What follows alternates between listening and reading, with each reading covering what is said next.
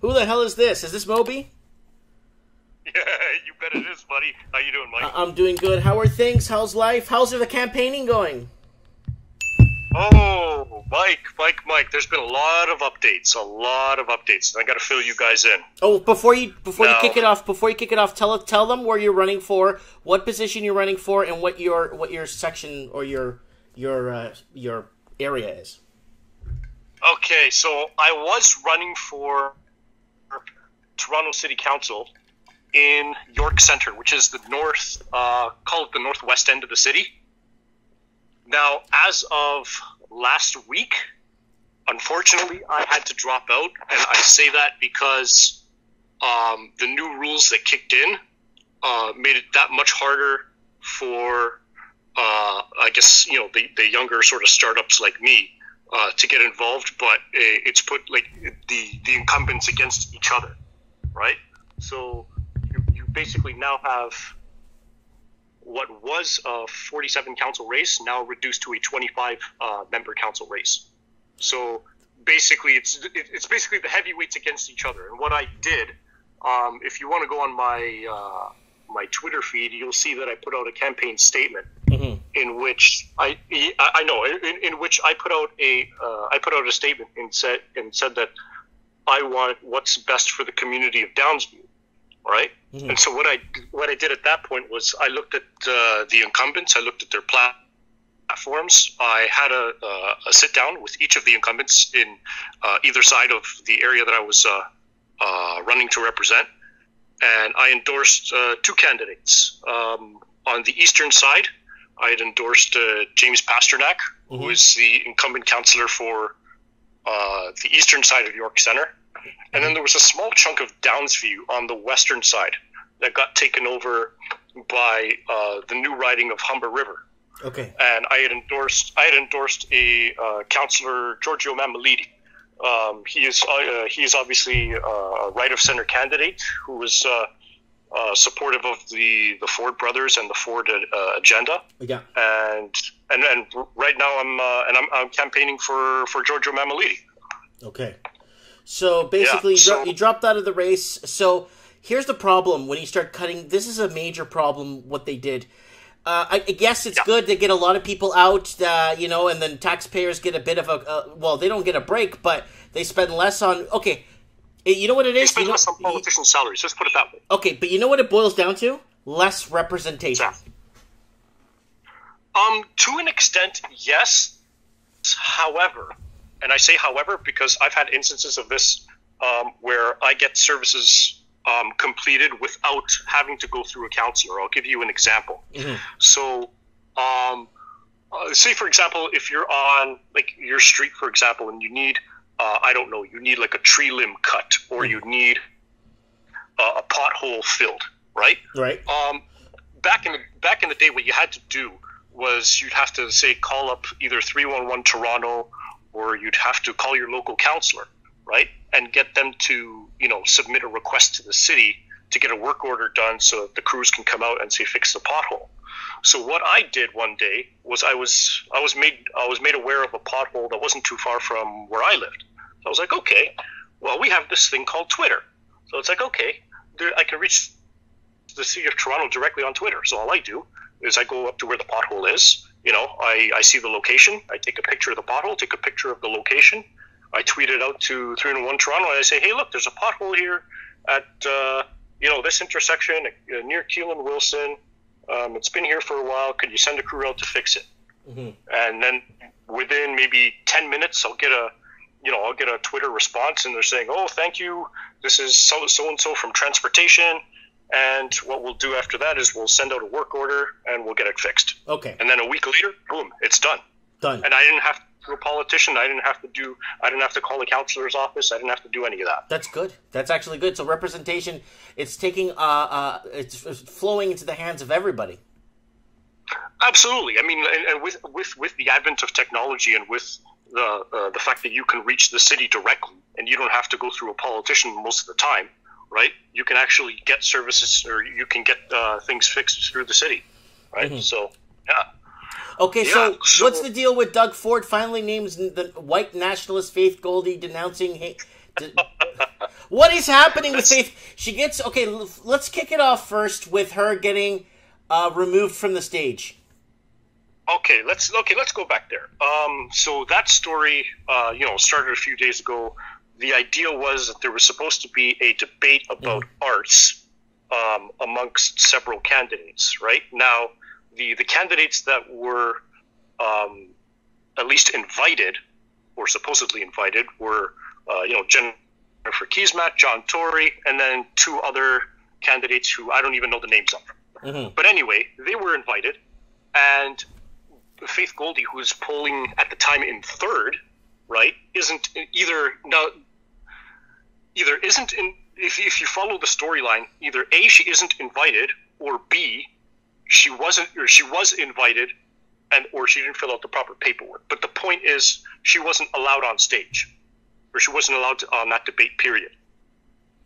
Right? Okay. So that's the issue at hand here. She isn't allowed to debate, right? And you have to ask yourself, why is that? Why isn't she allowed to debate, right? So the thought that comes to my mind is they don't want people to see her. Right? I know people who are working in John Tory's campaign who are a mix of both conservatives and liberals. And when I say conservatives, they're not hardcore conservatives. They're like soft conservatives, right? Mm-hmm. So John Tory's campaign is a mix of liberals and conservatives, whereas people who are supporting Faith Goldie are more so like hard conservatives, like myself, right? Now, with respect to this particular event that took place, she gets up on stage and she mentions the night before that she put out a petition and she wanted people to sign to try and get her onto the stage. And yeah, she gets 5,000 signatures. That's impressive. That's impressive. Absolutely. And then the next day after that, she gets even more. Even after this, it went way past like 7,000 or something. Mm-hmm. Anyway, so she brings up her petition. She basically gets manhandled by the police and another security person. Meanwhile, some of her followers are filming her, saying to let her debate. Obviously, they wouldn't let her, which leads to the next debate that was supposed to happen. And that gets even more interesting because that one was done by Global News, mm-hmm. right? Guys, the people that are watching this, Global News is like our CNN. Right. Yeah. Exactly. Okay. And now, if for anybody who's also following, Global News, I believe, is a division of Bell Media. Okay. And then, so I'll talk about just before. Actually, it was just after that they censored her on the advertising for CP24. Yeah, I'll explain that one in a minute. Let me get that.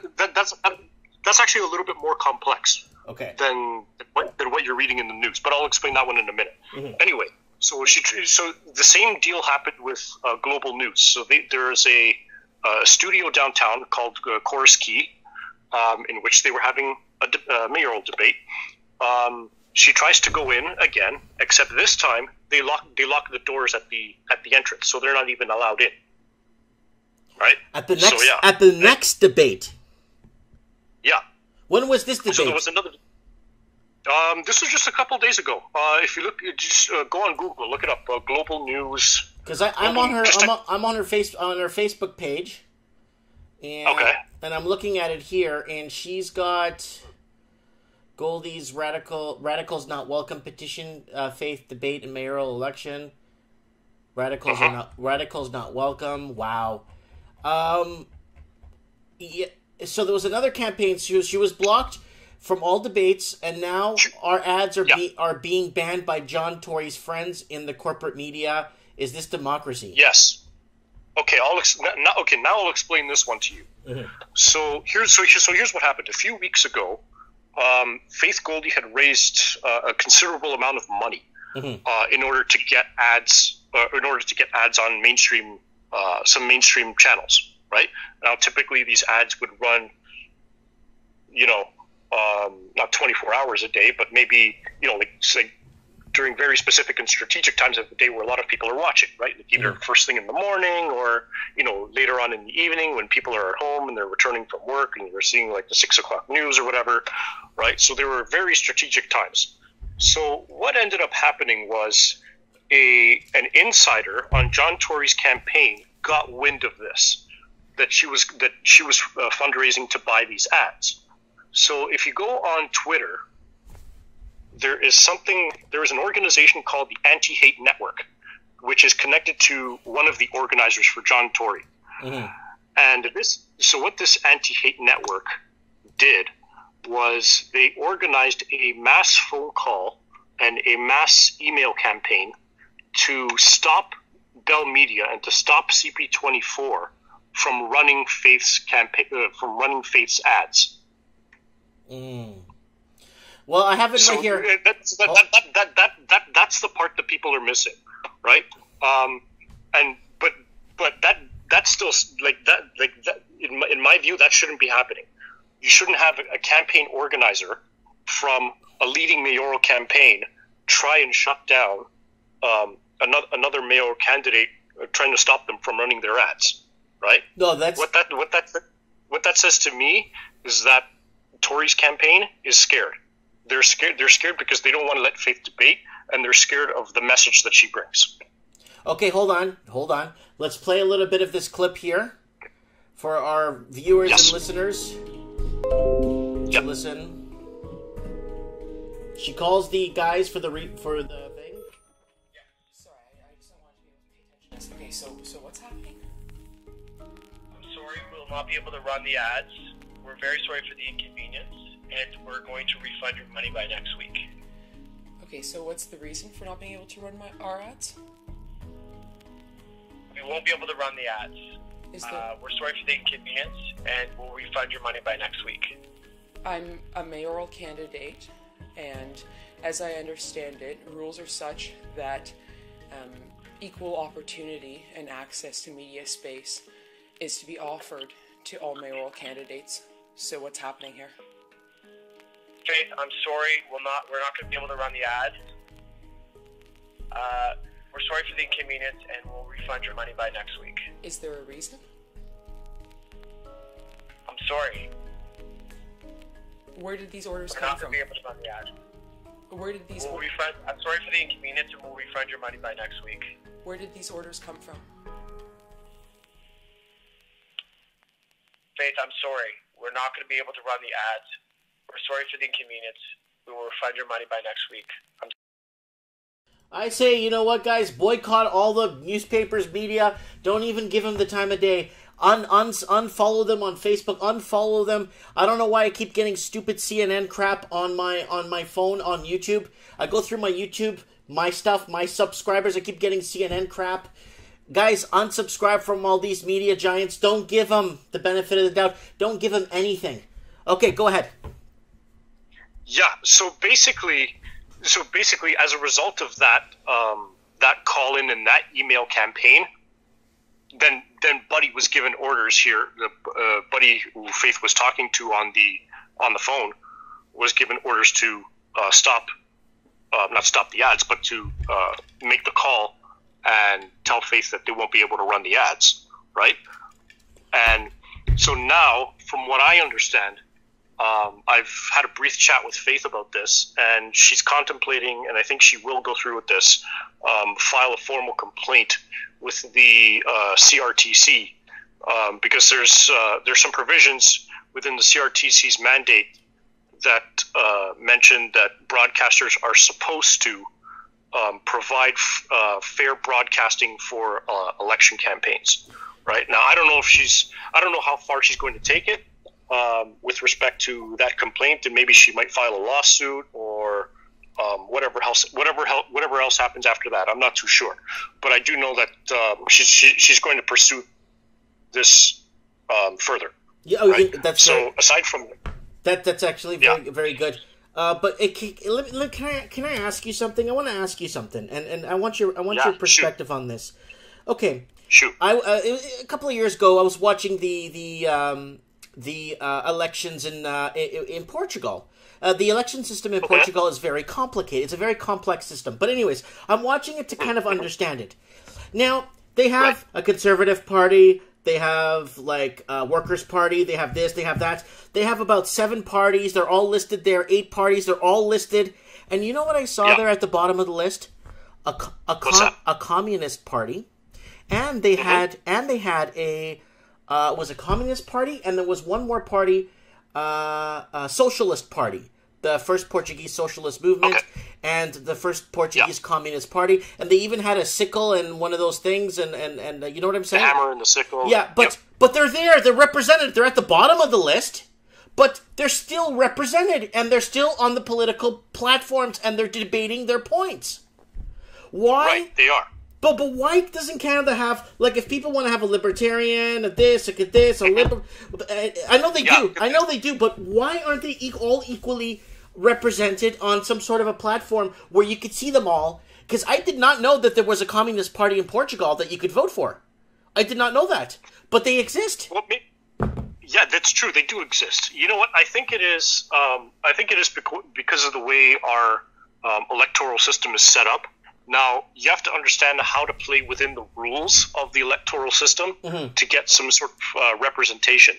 Now, what I'm finding over, I would say, the last, probably say 5 or 6 years or so, with respect to Canadian politics, is that we've actually veered quite a bit to the left, and that usually creates sort of like a pendulum effect, where if mainstream traditional parties swing to the left, then there will be a vacuum or a power vacuum on the right. And then that's where sort of new parties spring up, right? Now, what I can tell you, at least from the municipal side is very different because there's no, officially, there are no parties. Right. However, there usually are allegiances that take place during municipal elections, depending on what the electoral climate is like. So I'll give you an example of how this happened over the last 8 years. So in 2010, there was an allegiance between the left, the Liberals, and the NDP when Rob Ford ran for mayor. Now, Rob Ford, at the time, was running against a former cabinet minister, George Smitherman, who was a Liberal. Like I said, the Liberals and the NDP teamed up, and Rob Ford won. Rob Ford won on a populist message of saving the taxpayers' money and putting Toronto first. Yes. Which is exactly what he did. Now, the media, the way they're behaving in the States is the same way that they behaved in Toronto during Rob Ford's years, where they were constantly attacking him, they were constantly following him.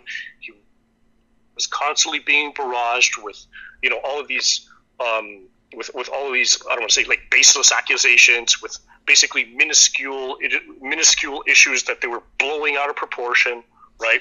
And the electoral climate that was created by the media in 2014 was one of fear and embarrassment, to the point where the media basically took the side of John Tory. So what happened in the 2014 election cycle, the climate, the political allegiance then was, again, putting the Liberals and the New Democrats together again on the municipal side, except they put a soft conservative face to it, which is who the current mayor is now, John Tory. So now, basically under John Tory's mayoralty, you didn't have the same type of media coverage that there was under Rob Ford. What that tells me is the establishment is happy with with basically John Tory's leadership and John Tory's mayoralty. So they're looking to keep him in, which is why there's not that much competition, at least from the right. Now, from our standpoint, we'd love to see Faith get elected as mayor. We like what she's saying. We like what she's standing for. We like the fact she's putting Toronto first. We like the fact that she's looking out for taxpayers.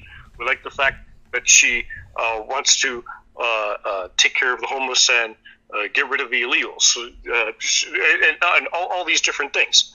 And so here's the interesting thing that's happening in this particular election cycle is you have remember, like I said, there's no official political parties involved on the municipal side. However, there is a political allegiance between the liberals and the soft conservatives in this election cycle. So you may remember during the provincial election, everybody hated the liberals. And I mean everybody. To the point where, well, they got reduced provincially to 7 seats. And now their nickname is the Minivan Party because they only have 7 seats. Minivan! Yes! Yeah. Exactly. I know, that was freaking hilarious. But anyway, so on the municipal side, so that political allegiance still stands, and so you're not hearing like this. Like right now, this is why these debates are boring. Like you're not hearing anything about like what Faith is talking about, and like that's sort of like the populist message that Faith Goldie brings, and the allegiance is threatened. The allegiance that Mayor John Tory has right now, politically speaking, is threatened by Faith. That's why they don't want her to debate. That's why they don't want her on stage. That's why they don't want her to get all this media attention. Can I ask you something?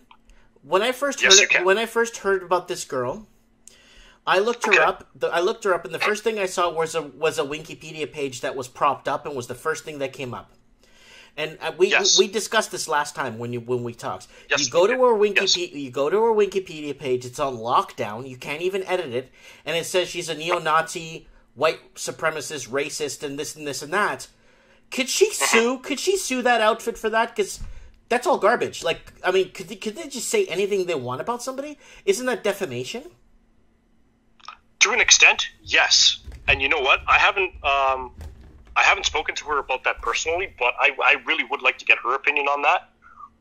But if somebody did that to me, and I knew, and obviously I knew something like this was false, oh yeah. Oh, I definitely would sue for defamation, or at least fight to get it removed.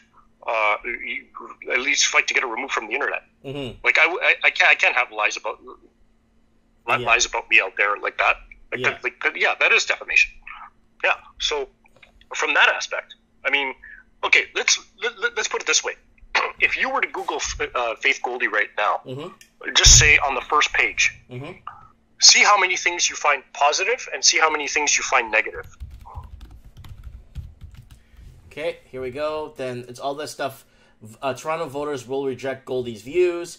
Then it's Wikipedia comes first. First thing is Wikipedia, calling her... It says, Faith Julia Goldie, born in 1989, is a Canadian politician, commentator. Goldie's views have been described as far-right with national neo-Nazi movements. Okay? Then you go down. It says, Faith Goldie doesn't want to be mayor of Toronto, says Globe and Mail. Which is a lie. You know what the funny thing is? That was only written, I think, like 2 days ago. Yeah. And it's on the front, right? Yeah. It's right here. Yeah. So basically what you're looking at is basically everything that's negative, right? Mm-hmm. They did this with Donald Trump when Donald Trump was close to winning. A lot of the mainstream medias were putting out there that Trump dropped out of the race and he's not running anymore. Jeez, these guys are nuts. Yeah, I hear you. Now, if you want to do the same thing, type in John Tory and see what you get. Okay, John Tory. See how much is positive and see how much is negative. Wikipedia, Canadian politician serving as the 65th and current mayor of Toronto since 2014 after a career of a lawyer, political strategist. Oh my God! John Tory. That sounds great, doesn't it? Oh yeah, elected 65th. Mayoral candidate John Tory level with voters about what kind of affordable housing. Time to consider legalizing drinking in parks, Mr. Tory says. Oh, look at this great stuff. Yeah, right? Yeah. Exactly. So remember what I spoke about excuse me, a little bit earlier with the political allegiances, right? So basically, because what's going to happen is when people see all this information in the news, naturally, they're going to want to find out more. So what do? They run to Google and they type in their name, and then you see what they get. Oh, well, I got something. I got something right now. Oh, yeah? John Tory, born May 28th, 1954, 64 years old. Spouse, Barbara Hackett, born 1978. Mm-hmm. So she's 40 and he's 64. She's 24 years younger than him. Yeah. Wow. Welcome to Toronto, buddy. Wow. Anyways, okay. Yeah, I want you to touch on Kavanaugh real quick. What do you feel? Is he lying, or are they just putting him through the ringer? I think they're putting him through the ringer. You know what? I'm going to be honest with you. I haven't been following the Kavanaugh story as much as most people have. Mm-hmm. But based on what I've seen, you know what? I think he's going to get nominated. Yeah. And I find it very, very peculiar that his accusers are coming out, several decades later. 37 years later. Yeah. Barry exactly, White, right? It's funny. It's funny to watch people come out whenever somebody's either going to get elected to high office or somebody's going to get appointed to a really important position. Mm-hmm. Yeah, it's kind of bizarre, eh? Yeah, it's kind absolutely. Of, absolutely. It's kind of bizarre. Yeah. Well, I'm really saddened to hear that you dropped out of the race, bud. Supporting you there. No, hey, buddy, don't worry about it. You know what? Listen, I think that, especially when you're getting involved in politics for the first time, you know what? I was actually cheering you on when you were initially deciding to run, right? Mm-hmm. But I think, and I've had a few chats with my political friends about this, and one of the important things during the political process, like when you're first starting to get involved and you really want to go for it and you really want to make a difference and you really want to get elected, mm-hmm. one of the big important things is timing, right? Mm-hmm. And sometimes the timing isn't right, and you know what? Unfortunately for me, that was one of those instances, and I had to deal with that. And it's like, you know what? It's better to make friends so that you can deal with them and work with them in the future, right? So I mean, like that's basically how I saw it. And if I may, you know what? I actually wanted to touch on something with respect to federal politics and housing, mm-hmm. right? So okay, hold on. We got housing people on here asking to talk about housing. So go ahead. Housing. Okay. What is going to happen? Okay, let's put it this way. So I've been a card-carrying member of the Conservative Party for at least for 4 years now. Now, unfortunately, due to external circumstances, I wasn't able to make it to this year's convention. But they passed an interesting policy that I think, I'd really love to get your opinion on. Have you ever heard of something called CANZUK? No. It's called CANZUK. Have you ever heard of it? No. Okay, so basically what it stipulates is the free movement of people across the Anglosphere, or the Anglo-Saxon countries, including Australia, New Zealand, Canada, and the UK. Mm-hmm. What do you think about that? I mean, I'm sorry. Excuse me. I said free movement of people and trade. There. Sorry. Okay, so we're talking about. But the Portuguese already have that. Portugal, Brazil, Angola, Mozambique, Guinea-Bissau, São Tomé, Príncipe, and Timor-Leste have free trade, and they have this thing where they can live in each other's country with little to no hindrance. Yes. So basically, CANZUK is the same.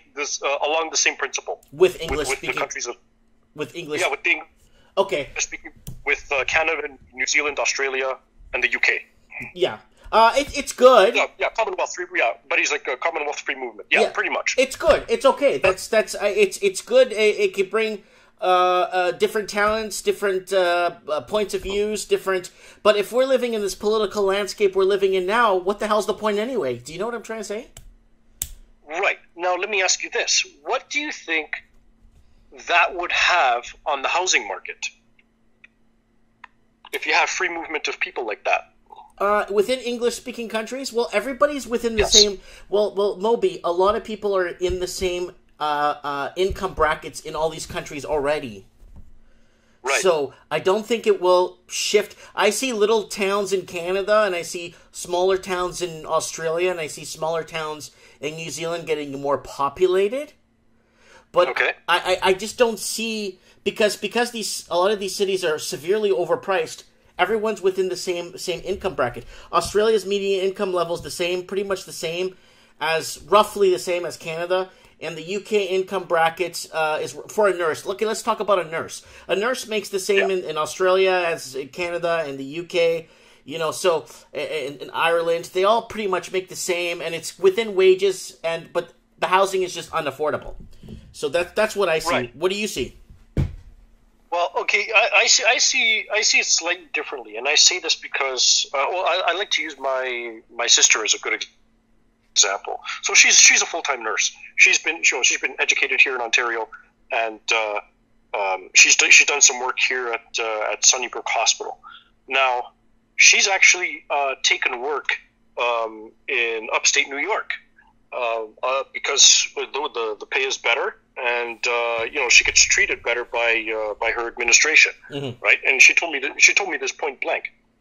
And she goes back and forth between upstate New York and Toronto, but she works down there full time, right? And she has a green card, and she makes a much better wage down there. I think like upwards of 20% more, and we're talking American dollars, not Canadian dollars, right? So in that instance, I see. I don't know if we talked about this before, but there's a bit of a brain drain when it comes to specific sectors. Oh, I've been talking about the Great Canadian Brain Drain for the last 5 years, buddy. And a lot of people emailing me, messaging me their stories. They moved to Florida, they moved to Georgia, they moved to South Carolina, they moved to Texas from Canada. Yeah, absolutely. And I find what I find interesting is that obviously with what Trump is doing right now with respect to the tax cuts and the tariffs, obviously he's targeting specific industries to try to bring them back into his country. More specifically, I think we spoke briefly about this last time.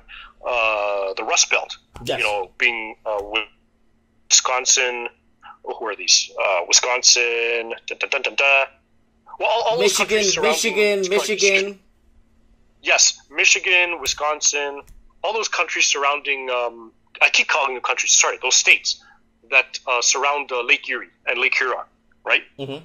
So all those industries that went away back in the, I think it was like 70s or 80s, wherever, he's trying to bring them back. Basically, the states that voted for him, and he's trying to bring jobs back there. Mm-hmm. What I find rather interesting with respect to the tariffs and this whole NAFTA negotiation is how much more we risk on our end if we don't give up supply management. Mm-hmm. Right now, I guess for the people who are following, obviously supply management is a supply side system that protects dairy farmers and gives them quotas, right? But in the end, we the consumers end up paying, the 60 or 70% more for, poultry, milk, dairy, and all this other fun stuff. And if we don't give that up, then obviously, like Trump has stated several times that he'll put the tariffs on steel and cars and everything else. Now, when Trump says that, if he really does follow through, and I'm looking at this from the macro perspective and from the brain drain perspective, he's trying to bring those auto jobs and those automotive industries back to Wisconsin and back to Michigan, mm-hmm. right? I mean, let's look at it from his point of view. He was the one. Those states elected him, and they elected him on the promise that he would bring jobs back. And that's exactly what he's doing. But you have to remember, there's a lot of people, at least in this country, either A, who don't like Trump because the media says so, yeah, or B, they just don't pay attention to what he says, mm-hmm. right? And much like the way the media covered Rob Ford in 2010 to 2014, the media is covering Donald Trump, and nobody's, again, he's not, his words aren't being taken as seriously as they should be. Right.